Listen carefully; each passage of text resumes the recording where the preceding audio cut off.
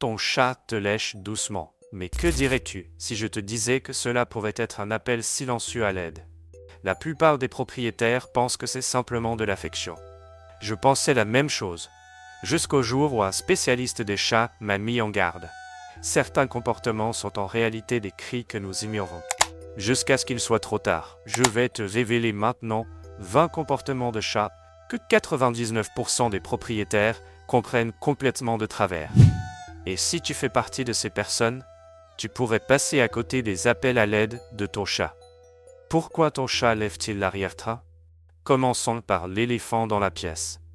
Quand tu caresses ton chat et qu'il lève soudainement l'arrière-train, cela peut sembler étrange. Mais pour lui, c'est un énorme compliment. Cette zone est remplie de terminaisons nerveuses. Et cela lui fait extrêmement plaisir quand il te fait suffisamment confiance pour réagir ainsi. Deuxièmement, ton chat miaule sans arrêt. Les chats miaulent pour attirer l'attention, montrer qu'ils ont faim ou exprimer de l'anxiété. N'ignore jamais un changement soudain dans la voix de ton chat.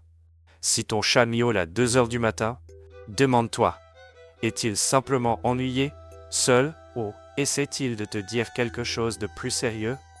Troisièmement, les morsures d'amour. Ton chat t'a-t-il déjà léché avant de te mordre soudainement? Cela peut vouloir dire qu'il te toilette, qu'il joue, ou qu'il est simplement devenu trop stimulé. Quatrièmement, se cacher soudainement. C'est un signal d'alerte sérieux. Si ton chat habituellement sociable disparaît soudainement sous le lit, prends cela au sérieux. Les chats se cachent souvent lorsqu'ils souffrent. Cinquièmement, ils volent ta place. Pourquoi? Parce que ton siège est chaud et qu'il sent ton odeur. C'est sa façon de dire « cet humain m'appartient ». Sixièmement, la boîte en carton est meilleure que le jouet. Les cartons donnent au chat un sentiment de sécurité et un endroit pour se cacher. C'est leur espace sûr personnel. Septièmement, le pétrissage. Rien ne dit « je te fais totalement confiance » comme ce comportement. Ton chat revit en réalité l'un de ses souvenirs les plus heureux, lorsqu'il tétait sa mère quand il était chaton. Huitièmement, le léchage excessif. Si des zones sans poil apparaissent, cela peut indiquer des allergies, du stress ou de la douleur. Il ne faut jamais l'ignorer. Neuvièmement, de grandes pupilles en plein jour. Des pupilles dilatées peuvent signaler de la peur ou de la douleur. Si cela continue sans raison apparente, il est peut-être temps de consulter un vétérinaire. Dixièmement, les cadeaux.